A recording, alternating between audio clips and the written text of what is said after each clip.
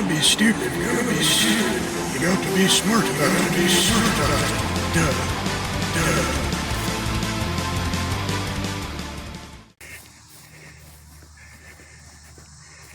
Yeah, it's not that big.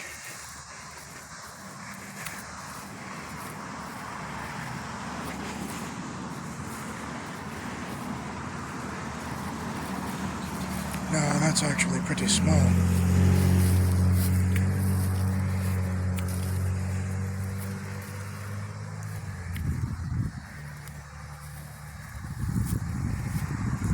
Definitely big enough to give you trouble.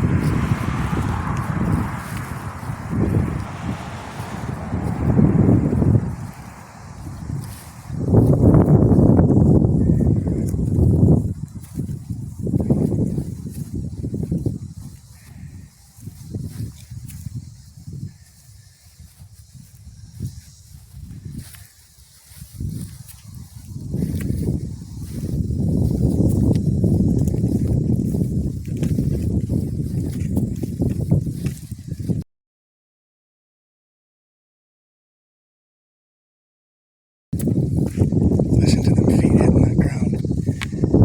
And it is a magnificent creature. There's no way you can deny that.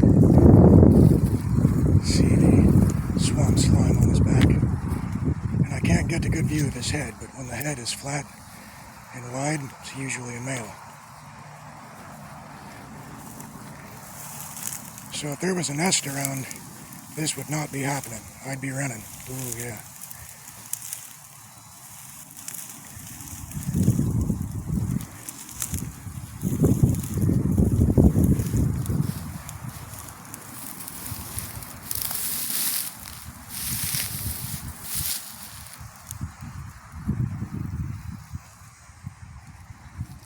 Well, he or she is pretty slow, and I've noticed when it goes over there where it was, it tends to have some kind of shred of something hanging on it. This right here is part of it. Yeah, definitely found some of the scraps it's been eating. This is what was hanging from its mouth earlier, and then you got the rest of the carcass here. And then you have another shred of it. That's probably part of the roadkill that was tossed over that fence. Or somehow made it. You know, birds pick it up and drop it. Well, I've been seeing this one on a regular basis. And it's basically made this whole abandoned golf course its territory. Which is... it's pretty cool. I love to see nature on the rebound.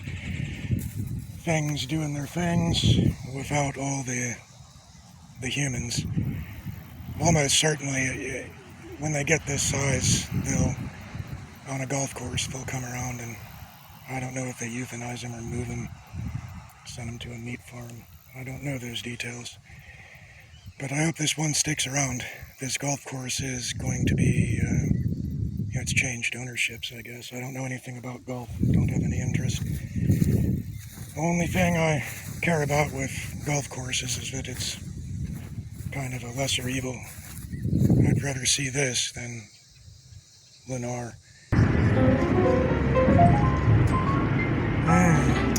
That's country living right there. Wholesome country living. Get yourself a place in there. Note the extreme individual character of each unit. Very easy to tell apart. If you're a fucking genius with an eidetic memory, they all look exactly the same. That, I don't even know how to describe it. It's just the antithesis of Florida, the antithesis of anything with value. So I've come back with a tape measure to measure the width of this road and see how big this thing is, and I think it's bigger than I thought. And yeah, if you look at this, I think it has a nest back here, or there's a roadkill. That's pushing through the fence. Now this time I did not bring my stick with me, which makes me slightly nervous. And you can see, I don't know if that's a leaf on his head or what. Now that's kind of unusual. She or he just lays down right there. I don't know what's going on here. It's probably going to snap up and get nasty. But there's something going on here. It's trying to poke through the fence. And I can't quite see on its head if that's blood or not. No, I don't think so. Now if you go toward the hind legs on the male, I think there's a slit that is much more pronounced on a male than a female. I can't see, and I don't know if I really want to get much closer. I'm probably about 17 feet closer to the tail. But this is unusual behavior to me. The fact that he or she is just laying there. And I don't think it's because we become friends.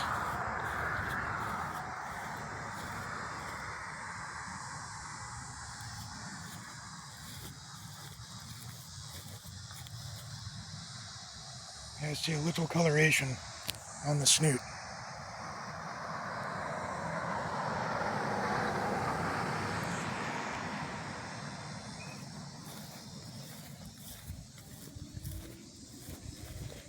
Well, I did not expect it to have returned, so there's something going on here, and I think that actually might be a roadkill over there, but I'd have to get too close to determine that. But I really only came back to measure this little golf cart blade. You can see him bellowing up. It's breathing, I guess. I see a slow movement there. Now this is unusual. Normally they won't let you get this close.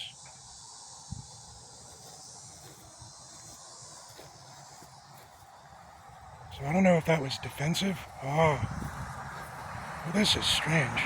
Got some nice teeth on it.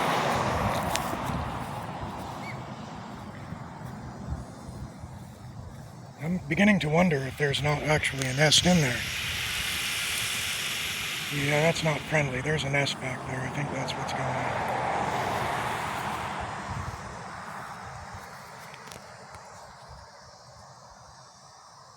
I probably should have brought the stick, but I don't want to be a menace. It's just interesting, kind of unusual.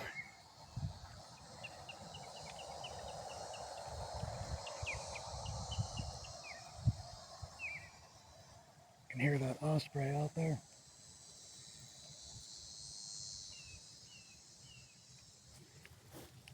Yeah, I think that was a reposition, probably offensive. Well, I think I'll go measure the road. See, now it's coming toward me and not away. That definitely tells me something.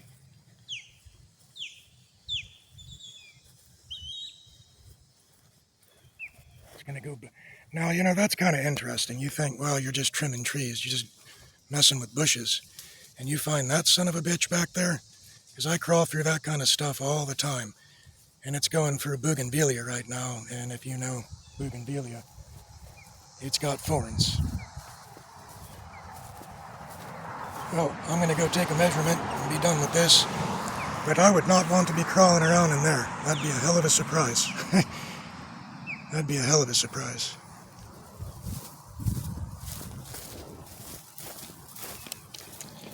So from the last video, we can deduce, as it crosses the road, approximately how long that is. And we've got 8 feet right here from edge to edge.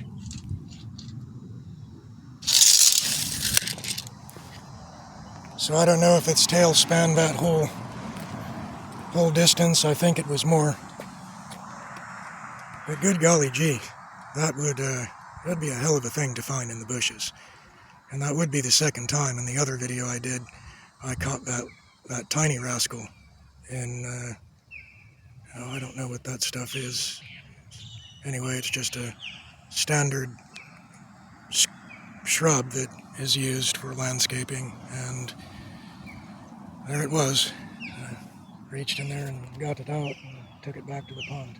I can't take this one back to the pond though.